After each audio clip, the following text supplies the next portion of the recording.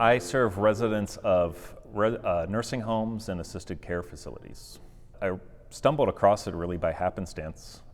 So there was a 19-year-old student in one of my churches in Chicago that over Christmas break, he did Christmas caroling with his dad in this nursing home. And then he came back to me a week or two later and just said, "Pastor Mike, there's nobody reaching these residents. We need to do something about it."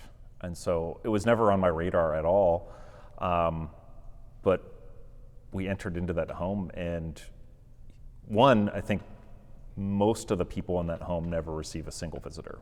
So there's an immense amount of loneliness in facilities. A lot of people have wound up there because nobody else is really available to take care of them. And then over time too, you really notice a massive amount of physical needs too. A lot of facilities we're at are chronically understaffed. So there are residents that sometimes can't get out of bed more than one time a day because they don't have enough staff to get them in and out of bed more than that. So seeing those physical needs, but then obviously just the spiritual needs. A lot of people, if they're Christians, have been removed from their home church and haven't been able to worship the Lord in years. Others are really hungry for the gospel, but nobody's there to preach it to them and tell them about it. So the needs are really pretty tremendous.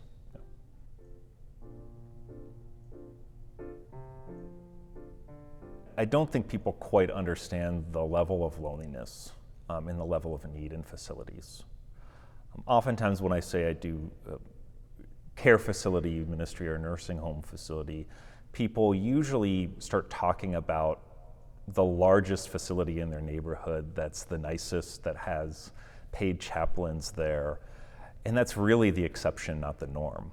And I don't think people quite understand that there are probably thousands of homes where there's not a single Christian activity available for residents. But on the positive side, it's just such a tremendous opportunity. There is really a hunger for the gospel and a hunger to be a worshiping member of Christ's church. And so there's that profound opportunity to be a part of that and to be able to walk alongside and worship with those residents.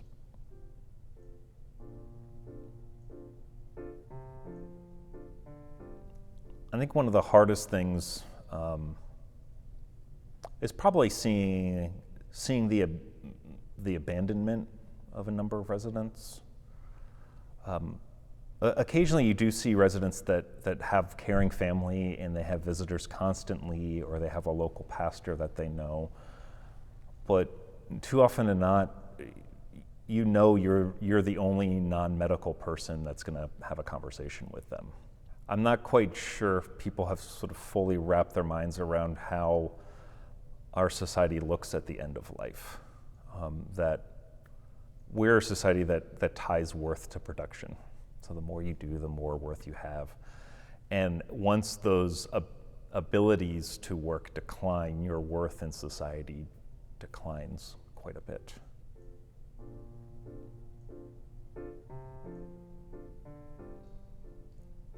I think really discovering a lot of the joys of pastoring.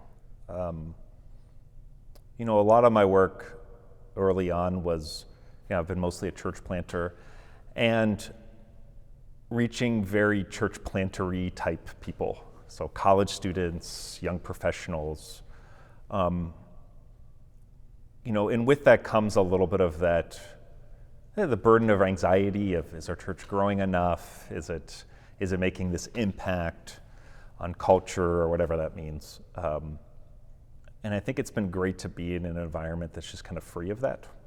I'm not going to change the world with what I'm doing, but learning the joy of just being able to talk about Jesus, to have those simple opportunities for pastoral care, and not have the weight of all these other things has been just a very freeing experience for me, and I think it really has sort of distilled, I think, the good of what it means to be a pastor.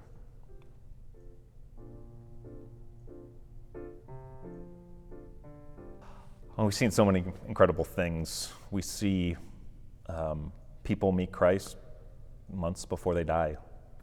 And it's great to be able to do funeral services in the home, and you find out the stories of some of these people, and you were just there the last couple months of their life.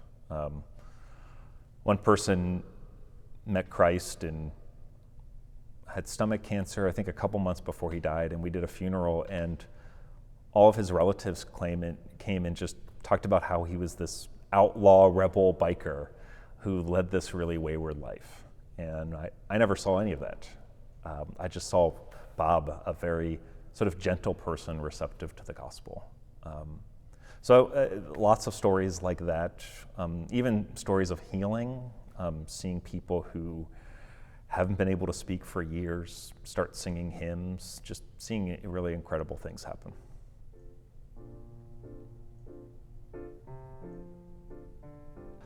For somebody who wants to enter in, I would just emphasize the simplicity of what we do.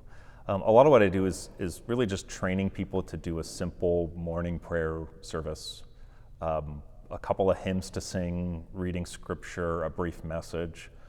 And for a lot of people, even if they don't want to do that, most of volunteering just means going and sitting with residents, showing up a half hour before the worship service, staying a half hour, and just listening and putting a hand on the shoulder of a resident. It's technically not very difficult at all and very easy to do.